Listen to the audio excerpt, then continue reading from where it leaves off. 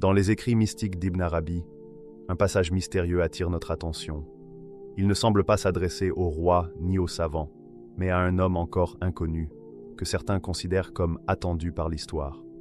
Ce message, s'il est authentique, pourrait peut-être enrichir notre compréhension des signes de la fin des temps. Et si le Mahdi avait déjà reçu un avertissement, transmis par Ibn Arabi lui-même, un manuscrit ancien, des mots codés, une mise en garde venue d'un autre siècle, le Mahdi, celui que beaucoup espèrent pour rétablir la justice et la paix, aurait-il été prévenu dans ces lignes mystérieuses? Dans les paroles énigmatiques du maître andalou, certains voient un rappel profond, destiné à un homme encore à venir. Peut-être que ce secret, aujourd'hui méconnu, invite à la réflexion sur le chemin de la foi et de la patience en ces temps troublés. Premier point, la lettre cachée dans les Futuhat Mekkiya. Imaginez une pièce calme, doucement éclairée par la lumière vacillante d'une lampe à huile. Sur une table en bois, des feuillets anciens, écrits d'une main sûre en calligraphie andalouse, reposent silencieusement. Parmi eux, une lettre. Une lettre qui ne semble pas s'adresser à un contemporain, mais à un homme qui n'est peut-être pas encore né. C'est dans les profondeurs complexes des Futuhat Mekkiya qu'Ibn Arabi, ce maître soufi au regard pénétrant, semble avoir laissé un message particulier. Ce message n'est pas dissimulé sous une métaphore dense ni caché derrière un symbolisme difficile, comme c'est souvent le cas dans ses écrits. Au contraire, il apparaît d'une clarté remarquable. Il s'adresse à une figure que beaucoup d'initiés reconnaissent, une figure attendue par plusieurs traditions, le Mahdi. Cependant, ce qui interpelle, ce n'est pas tant l'identification du destinataire que le ton employé. Ce n'est ni une exhortation messianique, ni une louange mystique. C'est plutôt un avertissement. Oui, Ibn Arabi semble prévenir ce guide futur, ce leader eschatologique, de quelque chose. Peut-être une épreuve, une tentation ou une possible déviation. Le texte reste volontairement vague. Il laisse place au mystère et à la réflexion, mais ne laisse aucun doute sur l'importance du message. Cette lettre paraît intime, presque confidentielle, comme si elle avait été envoyée à travers le temps pour n'être découverte qu'au moment propice. L'auteur ne cherche pas à convaincre, il transmet une sagesse profonde. Ce qui accentue le mystère, c'est que ce passage est rarement évoqué, même dans les cercles ésotériques. Il ne fait pas partie des extraits les plus populaires. Certains y voient une forme de mise en garde discrète, peut-être même un passage occulté ou simplement oublié, car son sens invite à la prudence. Il semble suggérer que même le Mahdi, ce guide attendu, doit rester vigilant. Mais vigilance envers quoi? Une fausse apparence? Une influence intérieure? Une épreuve extérieure? Ou peut-être est-ce un rappel universel? Garder l'humilité et ne jamais croire que l'on est totalement prêt. Deuxième point, une menace que même le Mahdi doit craindre. Ce n'est pas un simple avertissement. Ibn Arabi ne parle pas seulement des dangers extérieurs, ennemis, injustice ou conflits, mais d'une menace bien plus subtile et délicate, celle de la vertu corrompue par l'orgueil intérieur. Dans un passage marqué par une lucidité profonde, Ibn Arabi écrit « Méfie-toi de ceux qui te loueront, car ce sont eux qui risquent de t'aveugler. » Tout est là. Le vrai danger ne vient pas de l'hostilité ouverte, mais de l'admiration excessive. C'est un poison doux, presque imperceptible, qui peut s'infiltrer dans le cœur du juste, du bien guidé, jusqu'à lui faire croire que toutes ses actions sont parfaites, simplement parce que c'est lui qui les accomplit. C'est précisément là, dit Ibn Arabi, que le cœur s'alourdit. Le pouvoir spirituel, lorsqu'il est célébré, peut commencer à se transformer. Non pas par des actes visibles, mais dans la pureté des intentions. Ibn Arabi évoque un voile de lumière, une expression saisissante. Un voile, c'est ce qui empêche de voir clairement. Mais un voile de lumière, c'est une illusion spirituelle qui donne l'impression d'être dans la vérité, alors qu'on s'en éloigne doucement. Ce voile ne cache pas la vérité dans les ténèbres, mais sous l'éclat trompeur d'une sainteté apparente. Pourquoi cette précision? Pourquoi une telle attention portée à cet avertissement?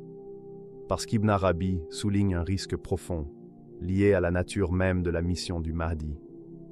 Celui qui est appelé à guider devra avancer sur une ligne très fine, où un simple regard porté à sa propre grandeur pourrait le faire vaciller.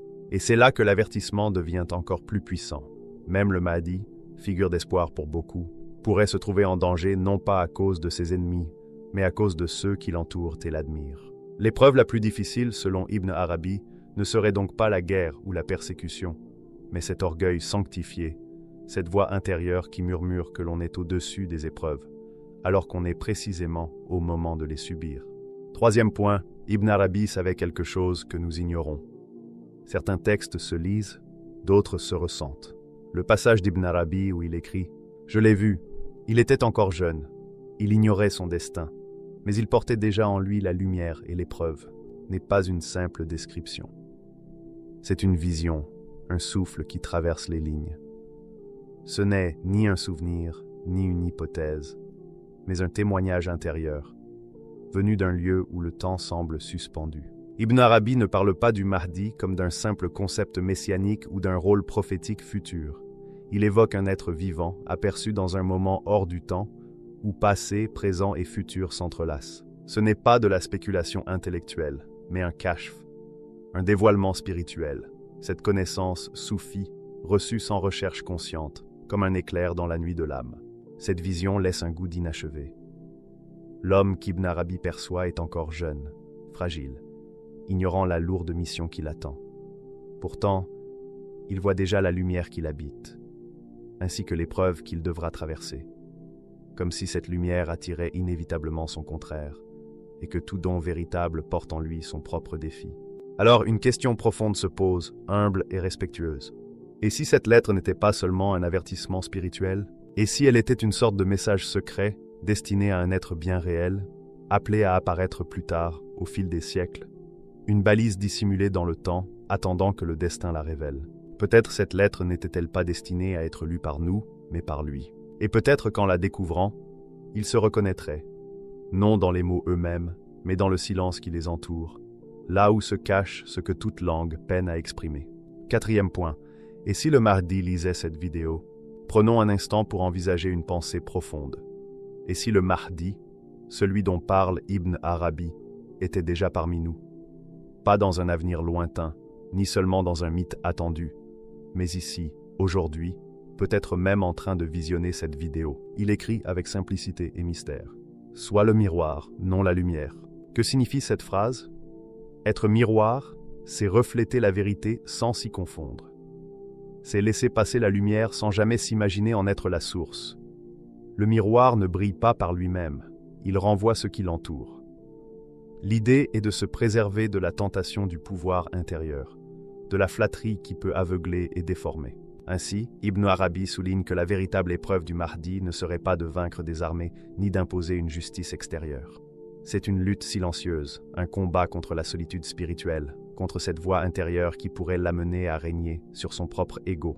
Peut-être que le Mahdi n'est pas un héros doté de pouvoirs extraordinaires, mais un homme ou une femme ordinaire, engagé dans une bataille qui dépasse les armes, la guerre contre son propre orgueil.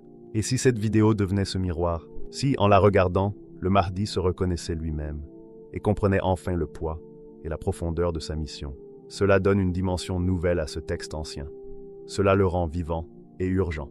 Car, en vérité, ce combat ne se limite pas à une figure mythique. Il est aussi celui de chacun de nous, à chaque instant. Cinquième point, la dernière révélation, le Mahdi n'est pas ce que nous croyons. Au terme de cette lettre mystérieuse, Ibn Arabi exprime une phrase à la fois surprenante et pleine de sagesse. Il viendra avec des signes, mais sera rejeté par ceux qui croient de l'attendre. Ce n'est pas un simple constat, mais un renversement de l'image commune. L'idée populaire du Mahdi est souvent celle d'un sauveur triomphant, accueilli en héros par les foules. Pourtant ici, Ibn Arabi invite à revoir cette vision. Le Mahdi n'est pas celui qui arrive dans la gloire éclatante, mais celui qui porte le poids du rejet.